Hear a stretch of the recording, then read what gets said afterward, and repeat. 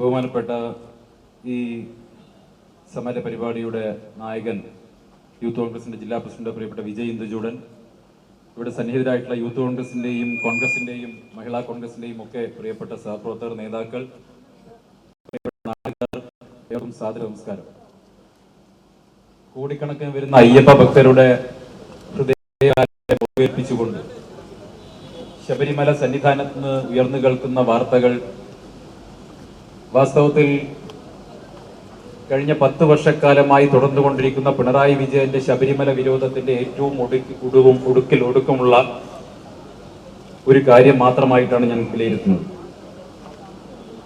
2018-ലും 2019-ലും ശബരിമലയിൽ ആചാരലംഘനം നടത്താൻ വേണ്ടി സുപ്രീം കോടതിയുടെ വിധി നടപ്പാക്കണമെന്ന ബോധ്യത്തോടുകൂടി പിണറായി വിജയൻ സർക്കാർ നടത്തിയിട്ടുള്ള പരിശ്രമങ്ങളെ കേരളത്തിന്റെ തെരുവോരങ്ങളിൽ ശബരിമല ഭക്തർ, അയ്യപ്പ ഭക്തർ, അയ്യപ്പനിൽ വിശ്വസിക്കുന്ന സ്ത്രീകളടക്കമുള്ളവർ, കുട്ടികളടക്കമുള്ളവർ തെരുവിലിറങ്ങി നാമജപ ഘോഷയാത്രകളോടുകൂടി പരാജയപ്പെടുത്തിയ കാഴ്ച നമ്മൾ കണ്ടതാണ്. അന്ന് ശബരിമലയിലെ ആചാരം ലംഘിക്കാൻ വേണ്ടി നേതൃത്വം കൊടുത്ത പിണറായി വിജയനും സംഘവും വർഷങ്ങൾക്ക് ശേഷം നമ്മളൊക്കെ കരുതിയ തെറ്റ് തിരുത്താൻ തുടങ്ങി എന്നുള്ളതാണ്. പയ്യന്നൂർ നിർദ്ദേശിച്ചതനുസരിച്ചാണ് എന്ന് പറയപ്പെടുന്നു. അയ്യപ്പ കോപം ഉള്ളത് കൊണ്ട് പിണറായി വിജയൻ ഒരു അയ്യപ്പ സംഗമം നടത്തി ചില പരിഹാര ക്രിയകൾ ജോത്സ്യൻ നിർദ്ദേശിച്ചതനുസരിച്ച് ചെയ്യുന്നു എന്നൊക്കെയാണ് കേട്ടത്.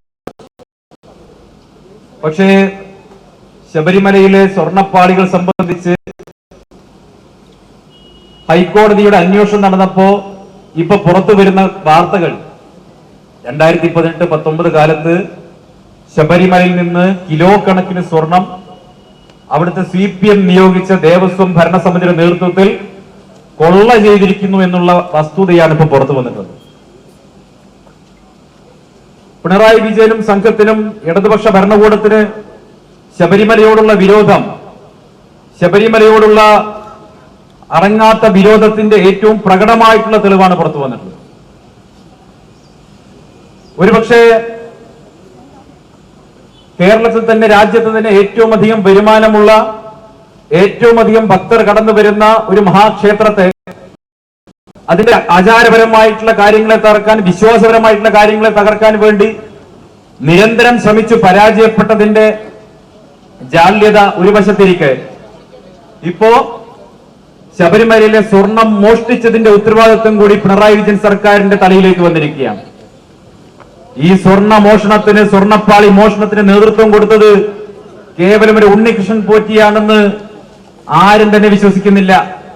ഉണ്ണികൃഷ്ണൻ പോറ്റി അതിലെ ഒരു ടൂൾ മാത്രമാണ്, ഒരു ഉപകരണം മാത്രമാണ്.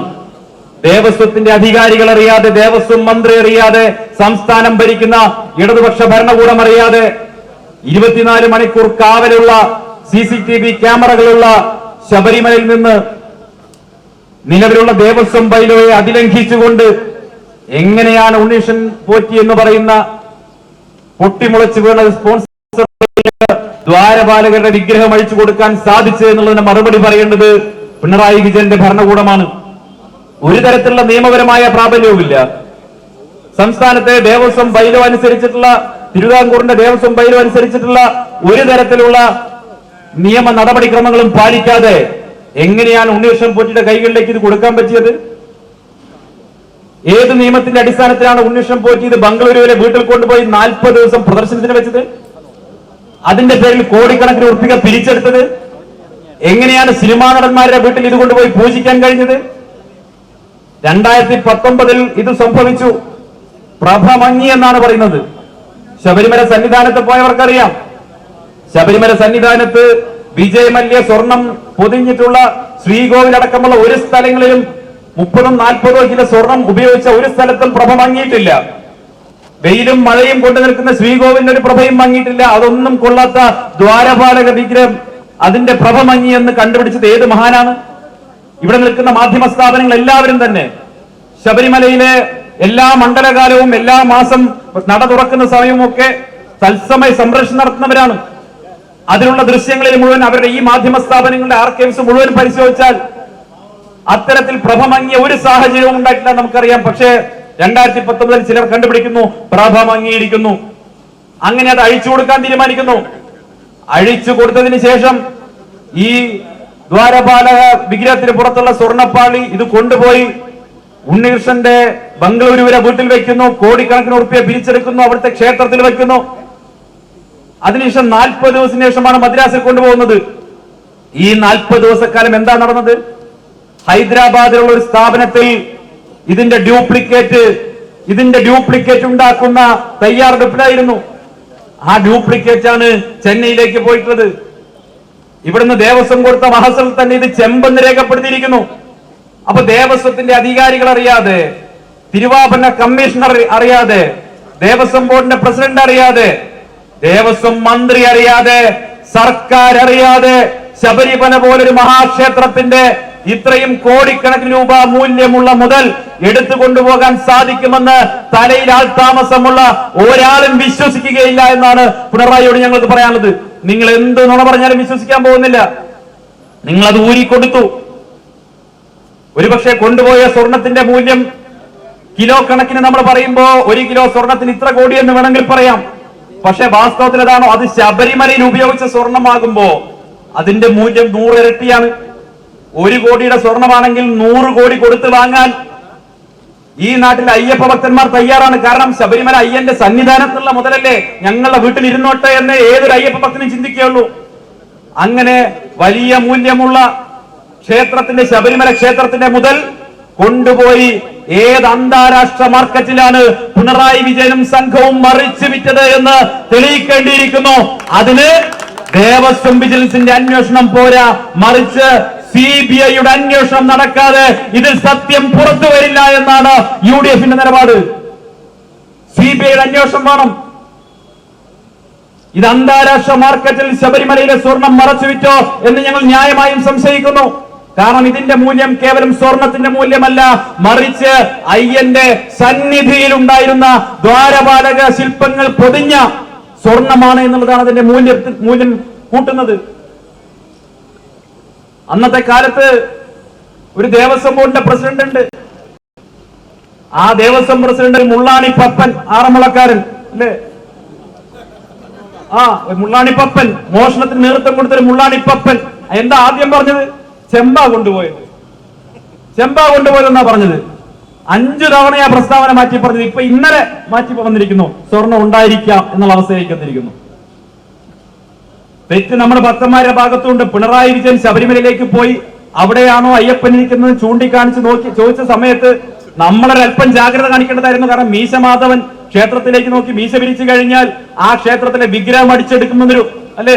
പക്ഷെ മാധവൻ കട്ടൊന്നും ചേക്കിന് പുറത്തേക്ക് പോയിട്ടില്ല. പിണറായി വിജയൻ കട്ടതൊക്കെ ദുബായിലേക്കാണ് പോയിരിക്കുന്നതെന്ന് ന്യായമായും സംശയിക്കേണ്ടി വരും. അതുകൊണ്ട് ഞങ്ങൾ ഈ സർക്കാരിന് കൊടുക്കുന്ന മുന്നറിയിപ്പ് കോടിക്കണക്കിന് വരുന്ന ശബരിമല ഭക്തരുടെ, അയ്യപ്പ ഭക്തരുടെ ഹൃദയവികാരങ്ങളെ ചവിട്ടി മരിച്ചുകൊണ്ട് ഒരു നിമിഷം പോലും അധികാരത്തിൽ തുടരാൻ നിങ്ങളെ അനുവദിക്കാൻ പോകുന്നില്ല എന്നുള്ളതാണ്. അനുവദിക്കാൻ പോകുന്നില്ല. ഏതറ്റം വരെയും ഈ പ്രക്ഷോഭവുമായി മുന്നോട്ട് പോകാൻ UDF ഉണ്ടാകും, കോൺഗ്രസ് ഉണ്ടാകും. ഇക്കഴിഞ്ഞ ദിവസം നടന്നല്ലോ അയ്യപ്പ സംഗമം. ഞാൻ റാന്നിയിലേക്ക് വരുമ്പോ കണ്ടു, കേരളത്തിലെമ്പാടും ബോർഡുകളാണ്. എന്താ ബോർഡിലുള്ളത്? അഖില ലോക അയ്യപ്പ സംഗമം. ആ ബോർഡിൽ പിണറായി വിജയനുണ്ട്, വാസവനുണ്ട്, അയ്യപ്പ മാത്രമില്ല. പരിപാടി നടന്നപ്പോഴും അതുപോലെയല്ലേ? വേദിയിൽ വാസവനുണ്ട്, പിണറായി വിജയനുണ്ട്, വിജയന് ജയ ജയ പാടുന്ന മറ്റു ചില അവതാരങ്ങളുണ്ട്. പക്ഷെ സദസ്സിൽ കറുപ്പെടുത്തൊരു ഒറ്റ അയ്യപ്പൻ പോലുമില്ല. ഇപ്പോ പിണറായി വിജയന്റെ സർക്കാരിന്റെ, LDF സർക്കാരിന്റെ ഏറ്റവും വലിയ ആത്മീയ ആചാര്യൻ ആരാണ്? ഏറ്റവും വലിയ ആത്മീയ ആചാര്യൻ അത് മറ്റാരുമല്ല, ഉത്തർപ്രദേശിലെ മുഖ്യമന്ത്രി യോഗി ആദിത്യനാഥാണ്. ആ യോഗി ആദിത്യനാഥിന്റെ കത്ത് കൊണ്ടുവന്ന് അയ്യപ്പ സംഗമത്തിന്റെ വേദിയിൽ വായിച്ചിരിക്കുകയാണ്. എന്നിട്ട് വലിയ മേനി നടിക്കുകയാണ്. കറുപ്പെടുത്തൊരു സ്വാമിയെയും അവർക്ക് വേണ്ട, കാഷായമുടുത്ത ഉത്തർപ്രദേശിലെ സ്വാമിയുടെ കത്ത് കൊണ്ടുവന്ന് വായിക്കുന്ന നാണംകെട്ട ഗതികേടിലേക്ക് ഇവിടുത്തെ CPM മാറിയിരിക്കുക. മറുവശത്ത് ഞാനൊരു കാര്യം ഉറപ്പിച്ചു പറയാം. ശബരിമലയുമായി ബന്ധപ്പെട്ട ഒരു പ്രക്ഷോഭവുമായി പത്തനംതിട്ടയുടെ തെരുവുകളിലേക്ക് ഇറങ്ങാൻ ഇനി BJPക്കോ RSSനോ ഒരർഹതയുമില്ല. 2019 പത്തനംതിട്ടയിൽ വന്ന് ഗുജറാത്തിൽ സ്വാമിയെ ശരണമയ്യപ്പ എന്ന് വിളിച്ചു പോയ ഒരാളുണ്ടായിരുന്നല്ലോ മക്കളെ, അല്ലെ? ഗുജറാത്തിൽ സ്വാമിയെ ശരണമയ്യപ്പ എന്ന് വിളിച്ചു പോയ ഒരു പ്രധാനമന്ത്രി ഉണ്ടായിരുന്നു. എന്താ പറഞ്ഞത്? ഞങ്ങൾ അധികാരത്തിൽ വന്നാൽ ഭരണഘടനാപരമായ നടപടി സ്വീകരിക്കും ശബരിമലയിൽ ആചാര സംരക്ഷണം. വർഷം എത്ര കഴിഞ്ഞു? ശബരിമലയിൽ ആചാര സംരക്ഷണം നടത്താൻ വേണ്ടി മോദി സർക്കാർ ഏതെങ്കിലും നടപടി സ്വീകരിക്കുന്നുണ്ടായോ?